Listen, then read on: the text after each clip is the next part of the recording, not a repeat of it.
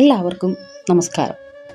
ഭഗവാൻ കൃഷ്ണൻ അർജുനോട് തുടർന്ന് പറയുന്നു, അല്ലയോ പാർത്ഥ, കർമ്മേന്ദ്രിയങ്ങളെ നിയന്ത്രിച്ചാൽ പോലും വിഷയങ്ങളിൽ മനസ്സിനെ വ്യാപരിപ്പിച്ചു കൊണ്ടിരിക്കുന്നവൻ സ്വയം മതിമറക്കുകയാണ്.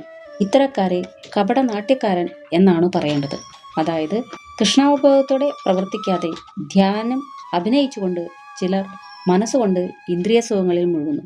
മറ്റു അഭ്യസ്തവിദ്യരായ അനുയായികളെ കബളിപ്പിക്കാൻ ഈ കൂട്ടർ ശുഷ്കിച്ച തത്വജ്ഞാനം പുറത്ത് പറഞ്ഞു നടക്കും. ഇങ്ങനെയുള്ളവർ മഹാവഞ്ചകരാണെന്ന് ഈ ശ്ലോകത്തിലൂടെ വ്യക്തമാക്കുന്നു.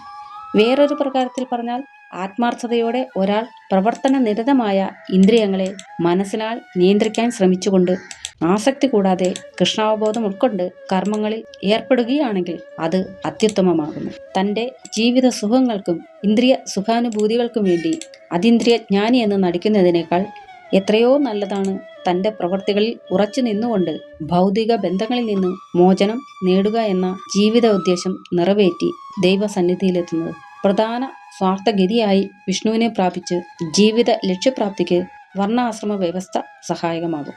ഒരാൾ ആത്മസാക്ഷാത്കാരത്തിന് വേണ്ടി ശാസ്ത്രാനുസൃതമായ നിയന്ത്രിത ജീവിതം നയിച്ച് അനാസക്തനായി, അതായത് ഞാനെന്ന ഭാവം കൂടാതെ പ്രവർത്തിച്ചുകൊണ്ട് കൃഷ്ണാവബോധപരമായ സേവന കർമ്മത്താൽ ഗൃഹസ്ഥനു പോലും പരമപദം പ്രാപിക്കാം. ഈ തത്വമനുസരിച്ച് ആത്മാർത്ഥതയുള്ള വ്യക്തിയാണ് പൊള്ളയായ ആത്മീയവാദം കൊണ്ട് നിഷ്കളങ്കരായ പൊതുജനങ്ങളെ കബളിപ്പിക്കുന്നവരെക്കാൾ ഭേദപ്പെട്ടവൻ. ധ്യാനാദികളെ ഒരു ജീവിതോപായം മാത്രമായി കാണുന്ന ഒരു കപടവേഷധാരിയേക്കാൾ എത്രയോ നല്ലതാണ് മനസ്സാക്ഷിയോടെ ജീവിക്കുന്ന ഒരുത്തൻ എന്ന് നീ തിരിച്ചറിയണം.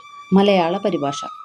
പഞ്ചേന്ദ്രിയങ്ങളെ സംയമിപ്പിച്ചതിന് ശേഷം മനസ്സിനാൽ ഇന്ദ്രിയാർത്ഥങ്ങളെ ഭോഗിച്ചിടുന്നതാം മാനുഷർക്കാണടോ ചൊല്ലുന്നതുണ്ടു നാം കപട സന്യാസികൾ.